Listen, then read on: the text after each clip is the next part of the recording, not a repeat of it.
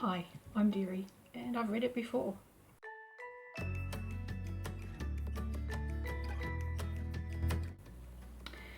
Today I'm going to try and talk about Assassin's Apprentice. And I say try because I have now tried 3 times to get my thoughts together to explain a book that is a quietly entangled story. Assassin's Apprentice is book 1 of a trilogy. It's book 1 of a set of 9 books that has the same central character, and it's the first book in a set of 16 books that follows an overarching plot within the same world. So it's a very foundational book. There is a lot of groundwork being laid. Now, ordinarily that would make for quite a boring story full of exposition, and it isn't. It's a really quite beautiful story of coming of age of a young boy, and it introduces you to quite an intimate corner of a kingdom. It doesn't feel like you're having an entire world explained to you. What's happening is you're literally just getting a foundation. You're getting some solid ground under your feet to move on with. Assassin's Apprentice follows a young boy. It follows Fitz. His full name is Fitz Chivalry Farseer. Fitz, as in our own language, is basic speech for born out of wedlock. He is a bastard. Chivalry is his father's name, and Farseer is the family name. So he is Fitz Chivalry Farseer, and at the very beginning of the book he is being abandoned. His grandfather has taken him to the military outpost where years earlier his father had been posted and had a liaison with Fitz's mother. He is brought to the doorstep and left there. Literally, his grandfather has walked away and left a 6-year-old child in the hands of strangers. And we follow Fitz for the next 9 years, because Assassin's Apprentice ends at age 15 for Fitz. And because of his age, he's very much at the mercy of other people in this first book. So a lot of the world building, a lot of the storytelling that's happening is happening a little bit outside of Fitz's understanding, because he's a child and it's being told in first person retrospective. So grown-up Fitz from some time in the future is looking back on his childhood and explaining how he was coping with events, which is to say a lot of the time he wasn't. He was very isolated. He was very much an outsider from every kind of group that really he should have felt welcome in, and it addresses a lot of those things. Obviously he doesn't live there alone. By the time all of the drama has unfolded after a small boy has been left on the guardsman's doorstep, we have a kingdom who has just lost its heir, its king in waiting, who has abdicated the throne at the arrival of his bastard son and moved away, and he's taken his wife with him, and they're not part of Fitz's life as a result. What this does is leave him very unsupported in the castle. It leaves him in the care of Burrick, who is the stable master, who has quite close ties to Fitz's father, but Fitz isn't able to gain anything from that. He's left with Burrick, who he's never met before. He doesn't know, and Burrick is a little bit older than his father, not much, so he's still quite a young man, being left with a kid he now has to look after. So for the first few years that Fitz is in the castle, he lives in the stables, and he lives a stable boy's life. He learns a lot of very basic skills under Burke, most notably how to look after these animals. And he kind of lives on the edges of the castle life. He usually gets his food from the kitchens, he hangs around the guardsmen, he occasionally escapes down into the town and plays with the children in the town, and they don't know who he is. So he lives this really isolated life.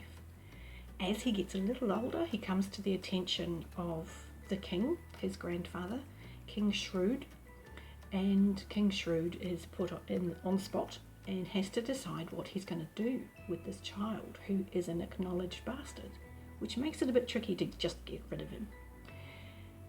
The choice is made to have him made useful. And this is where we get the title of the book, Assassin's Apprentice. The current person doing quiet work for the throne has been approached and asked to take this child on. And this requires Fitz to move into the castle. So again, overnight, he's just kind of dumped somewhere. He's taken from the stables, away from Berwick, away from the life he's grown to know, and plonked in an empty room in the castle. And told he's going to have lessons begin tomorrow, and he's going to be taught how to read and write, and he's going to be taught, sword play. He's going to be taught the things that boys should be being taught when they're off the royal line.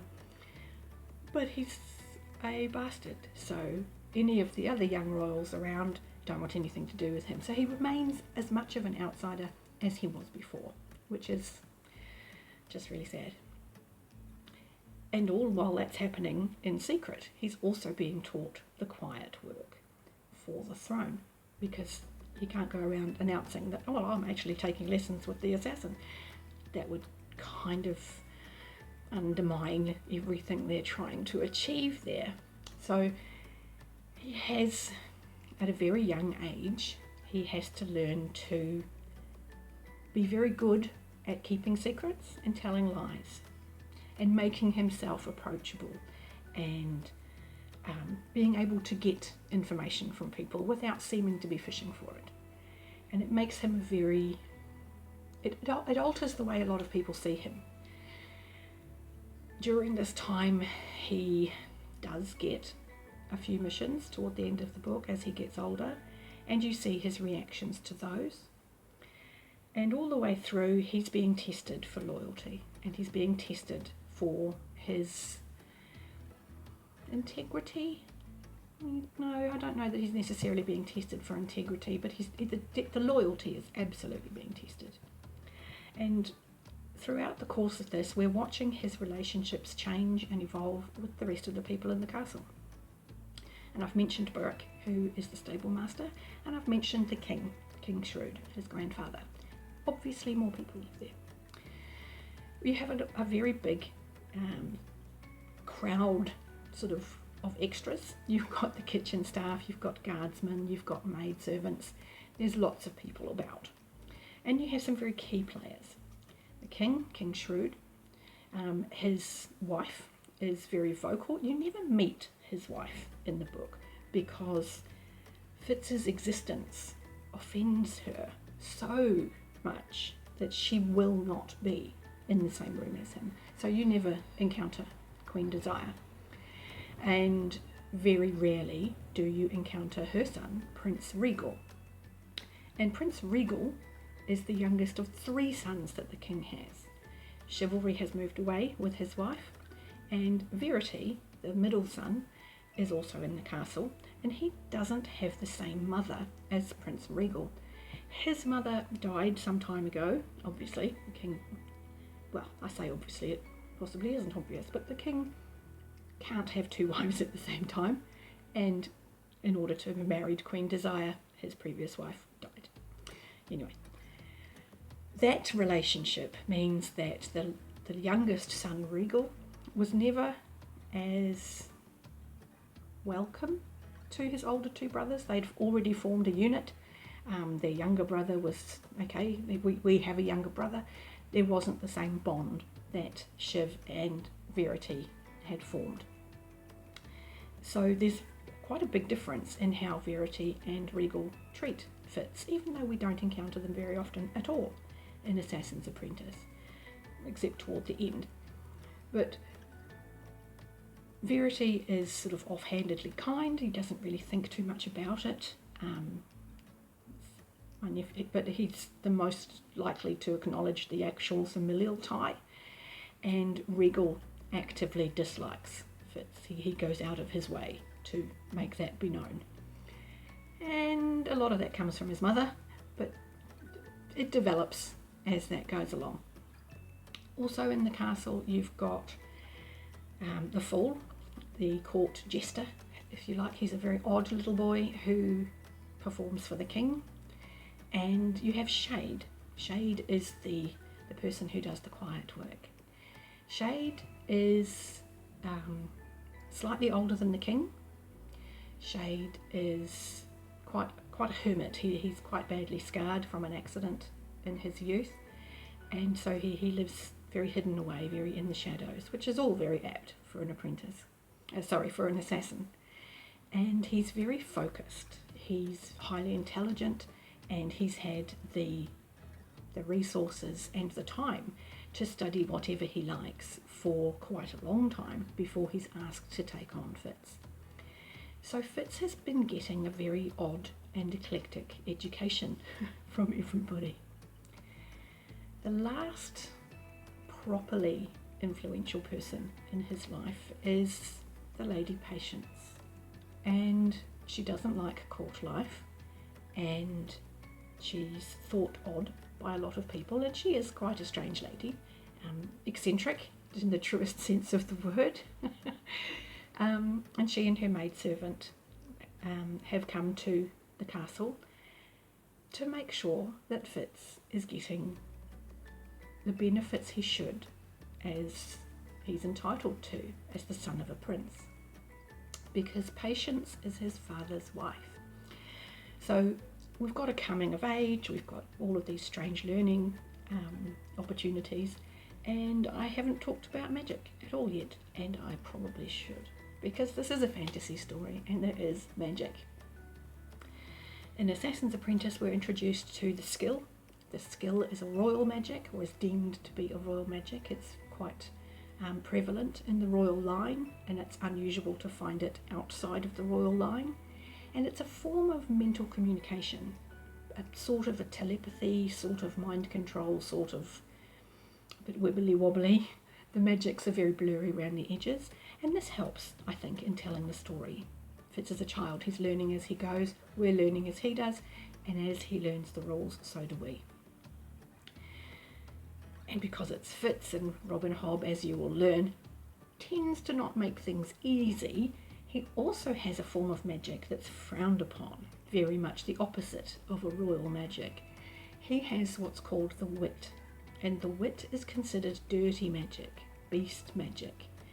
And as the name implies of beast magic, it allows him to not necessarily communicate, he's able to, it's probably the closest word, he can connect to a wavelength the same as animals. So he's aware of lives around him. He can sense other people because they are living things around him.